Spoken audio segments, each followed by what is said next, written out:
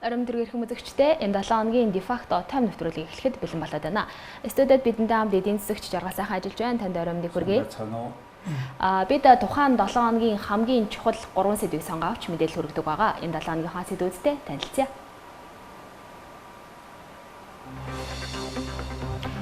Монгол Улсын ерөнхийлөгч Батболон Оросын албаны улсын ерөнхийлөгч Владимир Путин бүгд найрамдах Хятад ард улсын дарга Си Цзиньпин нартай Монгол, Орос, Хятадын 3 талт дээд хэмжээний ээлжид дөрөвдүгээр уулзалтыг хийлээ.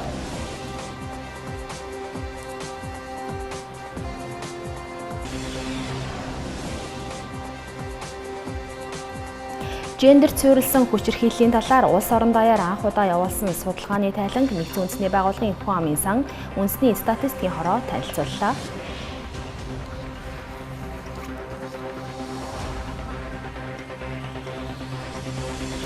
6 сарын 24-ний өдөр 11 аймгийн 29 сумын 43 хэсэгт нөхөн болон дахин сонгуулийг хийхээр боллоо.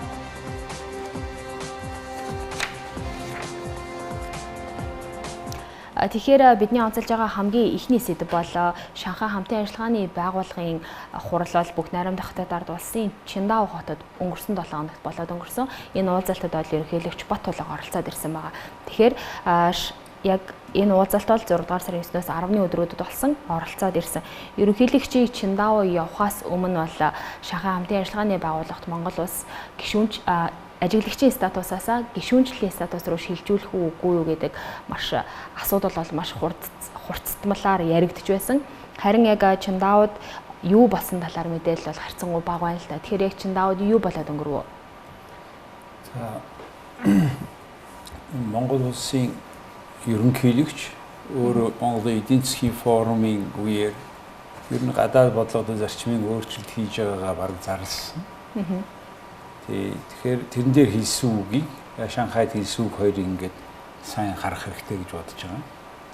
За Монгол улсын ерөнхийлөгч Батболон Монголын эдийн засгийн форум дээр 5 сард юу гэж хэлсэн гэхээр Монголын эдийн засаг бодиттой засагт бодитоор нөлөөлж эрх ашгаа тулгаж гацааж бас урагшлуулж байдаг хүчин зүйл бол их гүрнүүдийн геополитик, гео эдийн засгийн хандлага, хүчний хуваарлалт, таталцал, түлхэлцэл юм а гэж хэлсэн.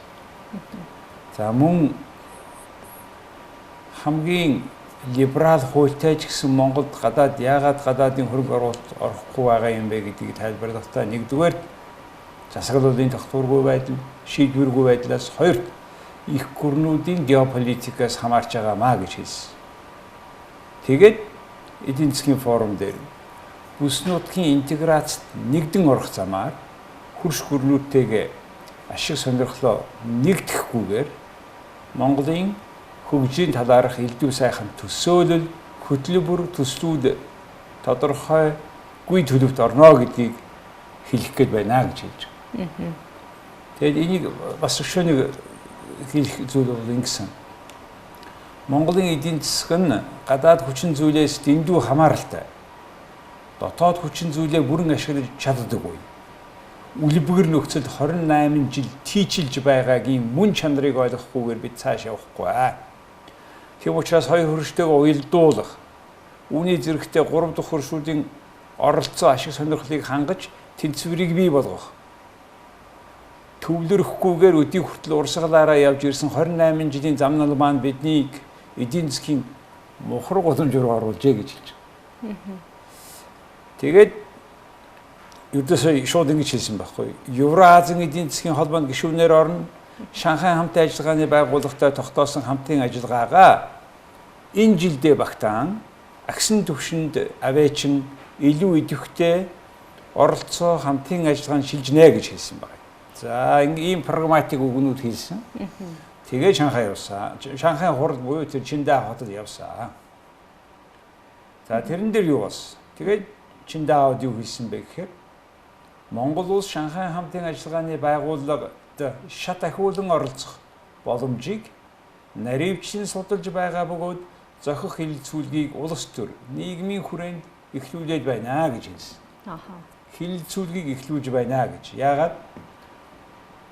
ерөнхийдөө энэ үгнүүдээс харахад энэ хэлж байгаа харахад бол Монгол улсын төр засгийнхаа хэмжээнд бол Шанхай хамтын ажиллагааны байгууллагад ийсхээр шийдсэн юм шиг байна.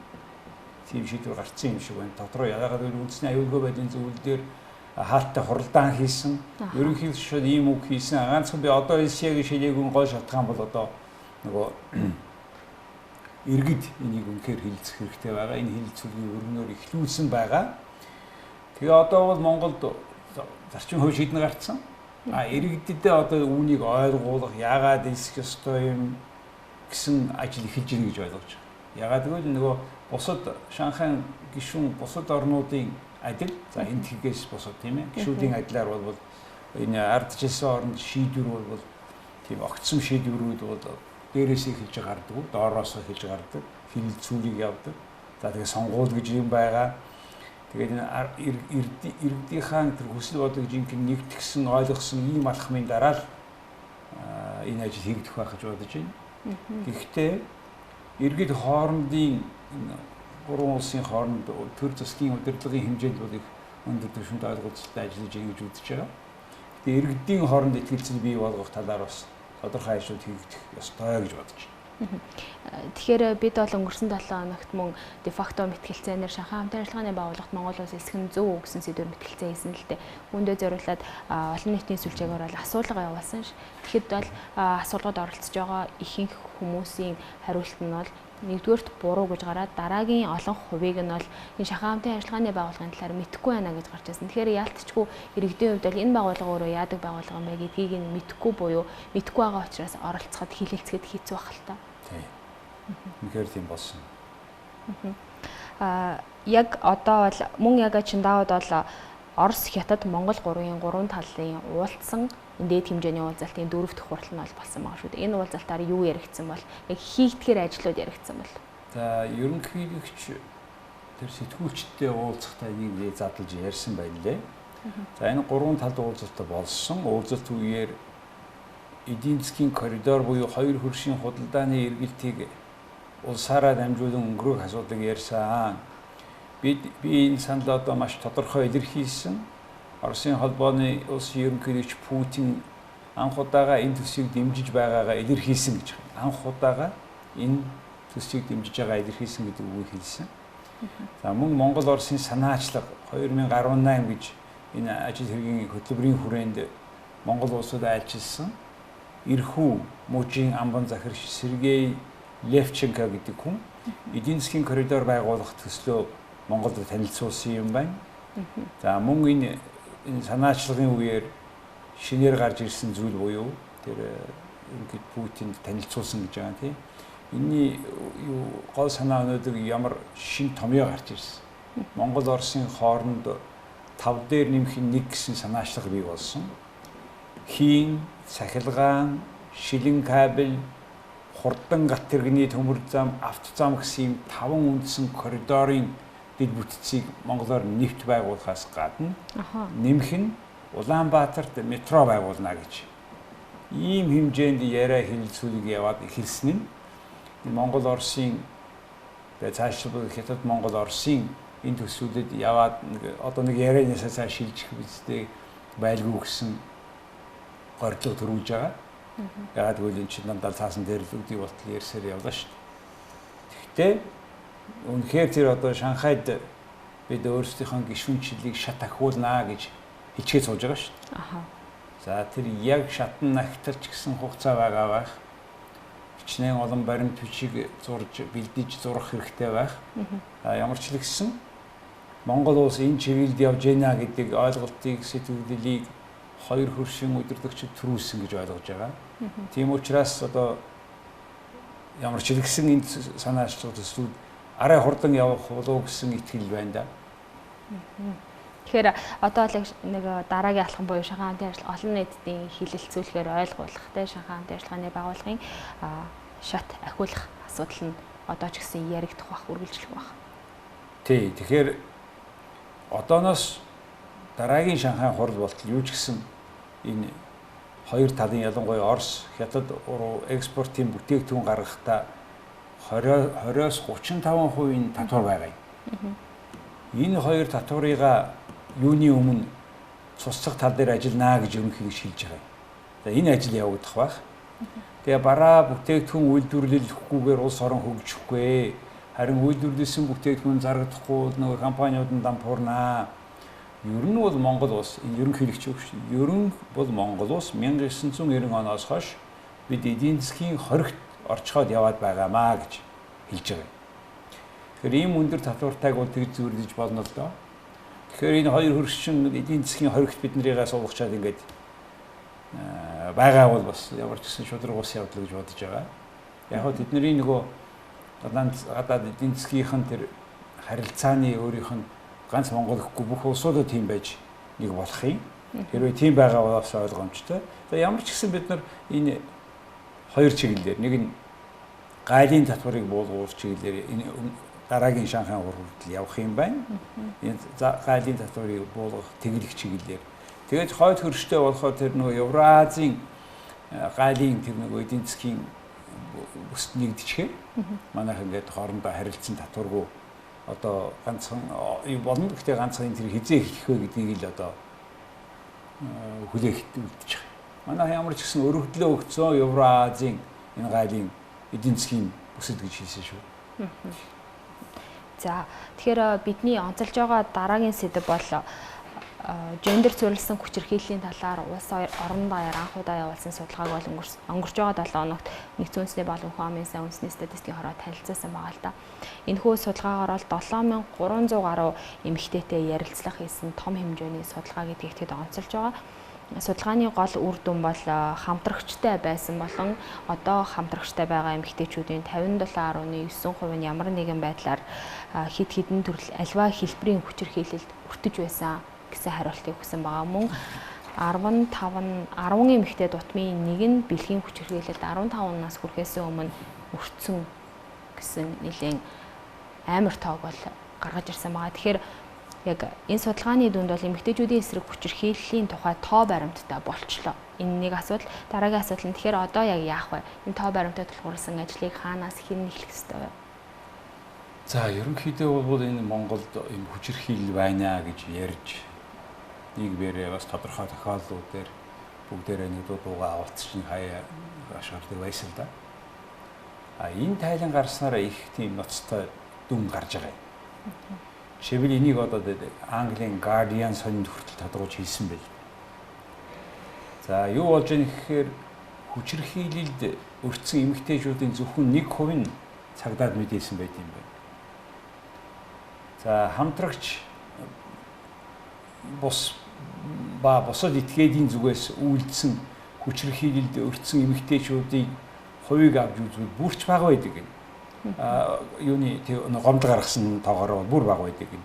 Мөн хамтрагчийн үйлдсэн бие махбодын болон эсвэл бэлгийн хүчирхийлэлд өртсөн эмэгтэйчүүдийн зөвхөн 25% нь 26% нь энэ талаар хизээж хэнд ч мэдээлэл өгөөгүй гэж хэлсэн байна. Тэгэхээр хүчирхийлэл болж идэг 4-ний 1 нь хийж мэдээлэлгүй нуудаг, гэр бүл дотор нууцаараа өнгөрдөг тийм хаагдмал газар тийм үү.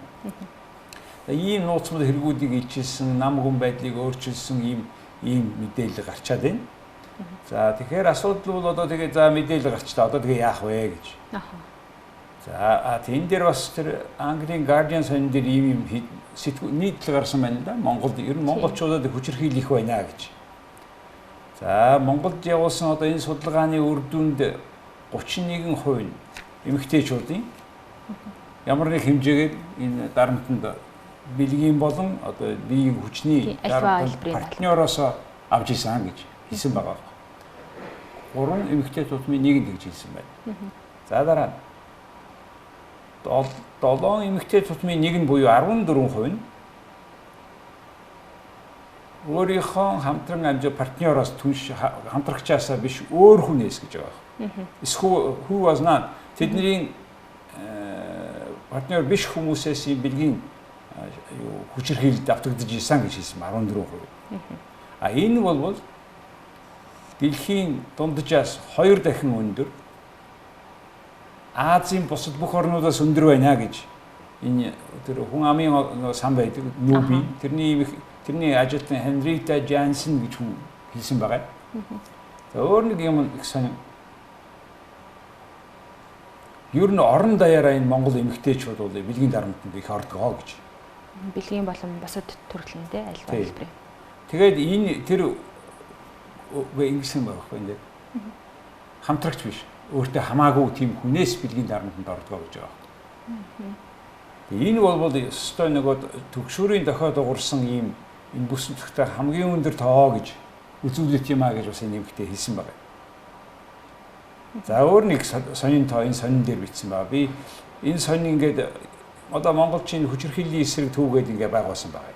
Хүчирхийллийн эсрэг. Нэг цагийн үйлчилгээний түүгээд энэ эмтлийн хажууд байдаг болтой юм байна. Тэгээ энд одоо 72 цаг хүртэл одоо ар гэртээ одоо эсвэл ямар нэг хэмжээ хохирсон хүчирхийлд өртсөн эмэгтэйчүүдээ 72 цагийн туршид байж болдог эмнэлгийн тусламж авдаг юм байна л. Мөн хууль зүйн тусламж зөвлөгөө авдаг юм байна. За тэгсэн чи энд ажилладаг Чулуун баяр гэдэг дийдэн цэцэг Чулуун баяр гэдэг яг зөв хэлсэн юм уу? Энэ хүн энд ажилладаг хүн юу гэж хэлсэн гэхээр 2008 онд энэ анх удаа нээгдсэн. Тэгэхэд 300 хүн авч ирсэн гинэ 2008 онд. Гэтэл нодны 2017 онд 960 эмэгтэй ирсэн гэж. 3 дахин эмэгтэй. Тий. Тэгээд нэг сарын турш хаагдсан гэж байгаа юм. Нодны тэгсэн ч гэсэн ерөнхийдөө 960 хүн ирсэн. Хараа ингэж байгаа. Цалин бус өдөр, баярын өдрүүдэд эмэгтэй шууд их олон илүү шархтаж байна гэж хэлсэн байна. За мөн сая цэргийн баяраар 3 сарын 18-нд 15 эмэгтэй ирсэн байгаа энэ ор. Тэгэхээр энэ бол үнэхээр одоо санаа зовоосон энэ одоо эмэгтэйчүүдийг хүчирхийлсэн ажил орон даяар хүчтэй байна гэдгийг тэгээ бусад оронтой харьцуулаад хамаагүй илүү байна гэдгийг л харуулад байна шүү дээ. Тэгэхээр одоо энэ бол үнэхээр орон даяар бүх хүмүүст бодох энийг одоо ийм байдлыг багасгах, арилгах талаар их ажил хийх хэрэгтэйг харуулж байгаа. Яг өнгөрч байгаа 7 хоногт бол улсын хурлын гишүүн хүртэл хүчирхийллийн асуудалд холбогдож мөн тэр хамгийн жишээ тод жишээ тийм ээ. Чөлөөлөгдөж байна шүү дээ. Тэгэхээр зөвхөн ингэж одоо боловсрал багтай гэдэг юм уу тийм төрлийн хүмүүст энэ хүчирхийлэгч байгаад эсвэл хүчирхийлэлд өртөөд байна уу гэхээр өрөөсгөл юм шиг. Дээд хэсэгтээ ч гэсэн энэ хүчирхийлэл гэдэг зүйл нь байгаа. Би Монголын дээд хэсэгт хамгийн боловсралтай хүмүүс байдаг гэж боддог юм аа. Боловсралтай боловсралгүй янз бүрийн хүмүүс дүүрэн байгаа зүгээр. Бидний сэтгэлгээнд энийг үнцгий суусан байна гэдгийг харамсалтай энэ фактууд, ичгэгтэр фактууд Монгол улсын Монголын одоо бүх эрхтэйчүүдийг харуулж байна.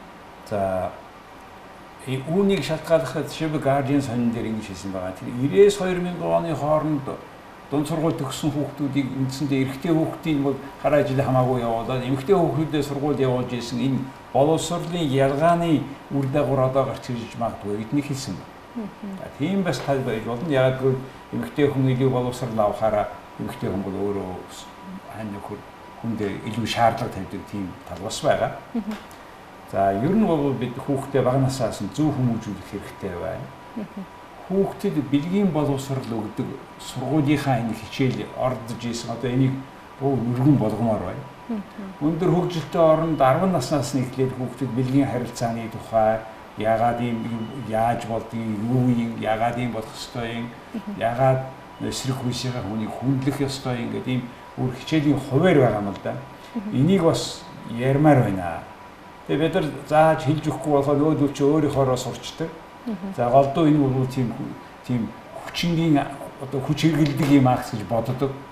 Ийм байдалд хүүхдүүд орчоод байна. Ер нь бол энэ хараа аливаа хүчирхийллийн үйл твчих соёлыг бий болгоно гэдэг бол хар багаас нь л ажиллах асуудал. Их эцэг ч гэсэн үлгэр дуурайл болох хэрэгтэй. Нэг гараа нөгөө гараараа барих хэрэгтэй. Ер нь бол ийм талаар нийгэмд бол одоо ер нь ихэхэн ажил хийх хэрэгтэй байна гэдгийг энэ тайлан үнэхээр ёстой юу яг хүйтэн усаар цацах мэт ойлгууллаа шүү дээ. Тоо баримт байхгүй. Маш тоо. Тэгэхээр бидний онцолж байгаа дараагийн сэдв бол сонгуультай нөхөн болон дахин сонгуультай холбоотой сэдв байна л да. Тэгэхээр 6 дугаар сарын 24-ний өдөр бол 11 аймгийн 29 сумын 43 хэсэгт нөхөн болон дахин сонгуулийг иргэдийн төлөөлөгчдийн хурлын нөхөн болон дахин сонгуулийг хийхээр болсон байгаа. Яагаад вэ гэхээр 2016 оны иргэдийн төлөөлөгчдийн сонгуулиар сонгогдсон 22 хүн нас бараад нэг хүн гэмт хэрэгт холбогдоод төрийн албанд 6 хүн шилжсэн учраас нөхөн сонгуулийг хийгээр болсон байгаа. Мөн сонгуулийн шийдвэрийг хүчингүүд тооцсон учраас 2 аймагт бол дахин сонгуулийг хийхээр болсон байгаа л да. Тэгэхээр яг олон нийтийн анхаарлыг иргэдийн төлөөлөгчдийн хурлын сонгуул гэхээр нэлээд сул байгаа юм шиг ажиглагддаг. Яагаад ингэж анхаарлын төвөөс гадна сонгуул болчихдөг юм бэ? Ийм баха энэ одоо болох гэж байгаа энэ нөхөн сонгуулиуд биш үү? Орон нутгийн төвшөнд ихэнх нь тийм ер нь орон нутгийн төвшөнд. Энэ бол 1-2 хүн нэг аймаг нэг багт ч юм уу ингэ болж байгаа юм л да. Тэгээд ийм тохиолдолд энэ завсрын үеийн нөхөн сонголтын үед анхаарал бага байдаг гол шалтгаан нь миний бодлоор бол нэг нөгөө түрүүний сонгуулиар бий болсон улс төрийн 2 намын статус квонд өөрчлөлт орохгүй. Тэр нь яг тэр хэвээрээ байгаа зах 1-2 хүний сажихын тэр асуудал болж байгаа болохоос биш. Тийм учраас хүмүүс бол за яг үдээ одоо тэгээ одоо энэ хинээр сольсон гэсэн үндсэндээ тэр зарчмын өөрчлөлт гарахгүй шүү дээ гэсэн ойлголт байдаг. Их хурал дээр бол өөр хэрэг. Тийм учраас хүмүүс их хурал дээр илүү гардаг. Ер нь бол орон нутгийн сонгуулийн тухай ярихад бид одоо нэг маш их улс төрсөн хэвээрээ байгаа. Тэгээ зарим одоо сумын дэр хэмжээ дүүргийн хэмжээ нэгж улс төрсөн шаардлага байхгүй байгаа юм. Иргэдэн дотроо ер нь Улаанбаатар хотын аймгийн дарганаар энтрийг ер нь шууд сонгууль яг тэр иргэдийн хурлын төлөөлөгчд нь байдгийн байгаа биз. Гэхдээ яг хотын даргыг аймгийн даргыг бол одоо энэ иргэдээсээ дотроос нь дотор нь байдаг тэр аймагт байдаг хүнээс нь шууд сонгох улс төрийн намгүйгээр намаас хамаарахгүй сонгож явах тэр одоо ардчлалын юм системд шилжих үнэхээр болцоход байгаа маа энэ хоцроод байгаа маа. Ягаад гэвэл тэр одоо энэ аймгийн дарга хотын дарга энэ чинь хамгийн сүүл ерөнхий сайдаар баталгааждаг учраас тайлгандаг хүмүүс нь бол нэг иргэдэн гэхээсээ илүү нам нь тэр дарган сайд нь учраас бас тийм хувь зүйн хувь тийм алхам илүү тэр намжирхсан хандлага нь илүү байна гэж үзэж байгаа маа. Тэгэхээр Улсын хурлын Хинтээ аймагаас сонгогдсон улсын хурлын гишүүн ганц болгож чөлөөлөгдөж байгаа учраас Хинтээ аймагт бол нөхөн сонгуул бас болох бах. Тэгэхээр ерөнхийдөө сонгуулийн уур амьсгал орчихсон бэлтгэл нь явагдаж байна гэж та харж байна уу? За энэ бол ингээд яг 2 сонгуулийн дунд болох гэж байна шүү дээ. 18 он дараагийнх нь 20 он тийм. Энэ нөхөн сонгуулийг яг энэ 2 дахь жилийнх нь ой дээр ингээд зохион байгуулдаг юм шиг байна. За ингээд их хурлын хэмжээнд бол одоогийн нөхөн сонгуульд бол их тийм энгийн биш сонголт болох гэдэг юм л да. Энэ тэр хүн хөгжинсэн нөхөр өөрийгөө чөлөөлөх хүсэлтэй гаргаад ийм чөлөөлөгдөж явах шиг байна. Өөрний нөхөр нь ардын намын хүн тодорхой биш байгаа тийм үлдэж байгаа юм шиг байгаа. За тэр ярьсантай хүчирхийллийн тухай түрүүтэй ярьсан ийм төвшингийн хүчирхийлэл хийж гэдэг бол арай тэр тоо баримт түрүүний тоо баримт тэр англичуудын бидний тухай бичиж байгаа ямар үнэн болохыг харуулж байгаа юм л да. За ингээ Хинтээ аймаг ганц толгой Хинтээ аймагаас энд нөхөн сонгуул болох нэ. Хүсэн хүсээгүй болох. За энэ дээр янз бүрийн хүмүүс янз бүрийн мэрэгжилтнүүд, ажиглаач, судлаачид юм бичсэн байна. Ингээ хөөцөлөө харахаар энэ сэтгүүлж уран тогтох гэдэг хүн өөрийнхөө фэйсбүүкэнд нэлээд голсон дүгнэлт хийсэн юм уу гэж харсан. За уран тогтоох гэдэг сэтгүүлж юу ярьж байгаа гэхээр за энэ бол одоо хөрсөхийн хувьд бол их ноцтой юм болно. Хөрсөхөөс өөр хүн орох юм бол Монгол ардын нам ялахгүй. Хөрсөх ороод ялчихвал яг их хурлын гишүүн болно. Ялахгүй ч гэсэн ялсан ч ялаагүй ч хөрсөхийн засгийн газар өгцөрнө гэж хэлсэн байна. Яг нэг ялчсан бол их хурлын гишүүн болчих. Ялагдчихвал ялагдлаа гэдэг өгцөрнө гэж хэлсэн. За мөн хэрвээ Монгол ардын нам нэг талаас хэрвээ хөрсөхийг ерөнхий сайд хөрсөхийг дэвшүүлэх юм бол Монгол ардын намаас энэ хоёрыг дэвшүүлнэ гэж. Монгол ардын хувьсгалт намаас. Тий, Монгол ардын хувьсгалт намаас тий. Монгол ардын хувьсгалт намаас энэ хоёрыг дэвшүүлнэ. Одоо энэ хоёрын ерөнхийлөгч бас энэ хоёрын ерөнхийдөө рейтинг бол одоо нэлээд нэмэгдээд байгаа харагдсан. Одоо тэр Сан Марлын судалгаагаар бол тэр хүний судалгаа өндөр явж байгаа. За нөгөө талаасаа гэж байгаа юм байна. Хэрвээ хөрсөхийг дэвшүүлэхгүй нөгөө ингэж байгаамаа. Хөрс үхийг дэвшүүлэхгүй гэж үзэх юм бол хэрвээ Хинти аймгийн засаг дарга Ган Бямб гэдэг хүний нэрийг дэвшүүлбэл тийм үү? Монгол Ардын хувьсгалт намаас дэд дарга нөгөө Ганбаатар. Одоо ерөнхий хөгжлийн сонгуульд өрсөлдсөн Ганбаатар дэвшиж ороод ялнаа. Ягаад гэвэл Ганбаатар ямар ч тохиолдолд энэ улс төрийн рейтингээр инх бол Батбург нараас баг илүү байсан тухай. Ялангуяа Хинти аймагт илүү байсан юм байна. Гарах юмаа гэж энэ орон тогтох гэдэг хүн хэлсэн байлээ.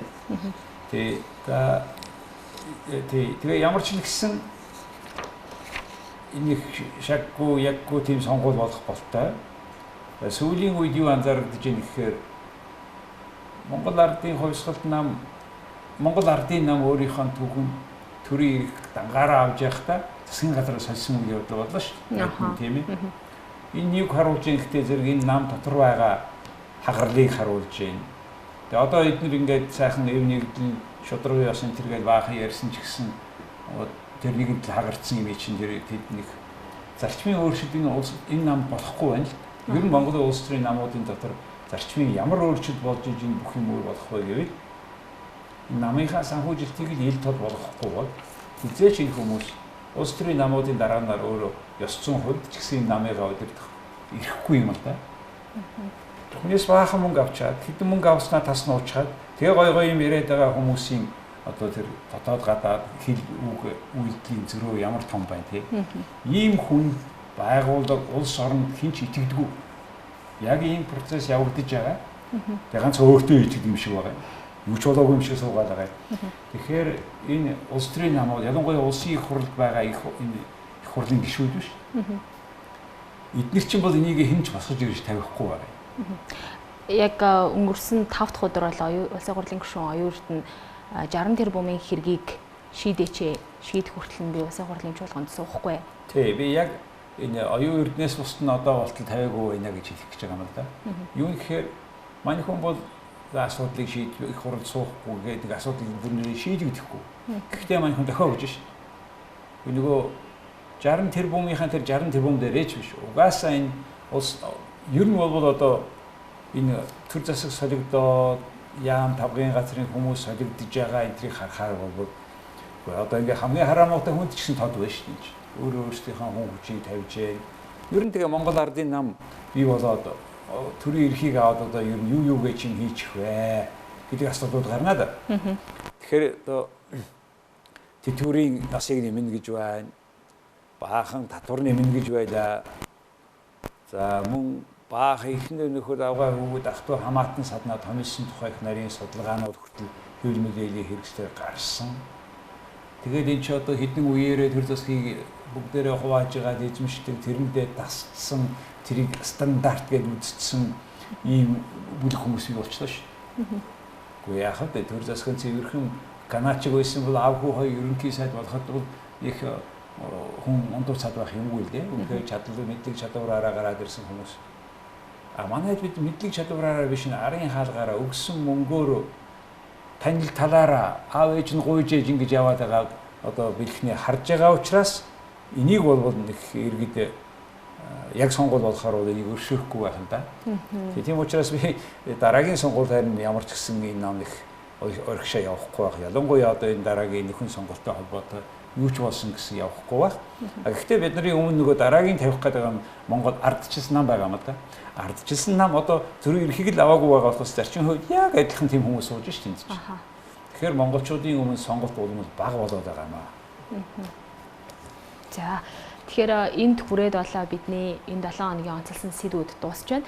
Тэгэхээр үзэгчид та бүхэн Defacto Тойм нэвтрүүлэгтэй хамт байсанд баярлалаа. Та бүхний нэвтрүүлэг одоо 8 цагаас англи хэл дээр явна. Мөн энэ нэвтрүүлгээ энэ 7 хоногийнхоо нийтлэлийг зарим хүмүүсийн бас бичсэн нийтлэлийг Defacto газета гэж 7 хоног болгон ийм судалгаа шинжилгээний аналитик ийм сонин гаргадаг болсон. Энийг та бүхэн жаргал defacto.com вебсайтад ороод захиалж болно. Энэ Монгол, Англи, Япон хэл дээр гардаг юм аа. Бид нартай цагийг өнгөрүүлсэн та бүхэн талархаж байна. Их баярлалаа. Баярлалаа. Үзэгчид та бүхний шинэ 7 хоногийн ажил үсэд амжилт хүсье.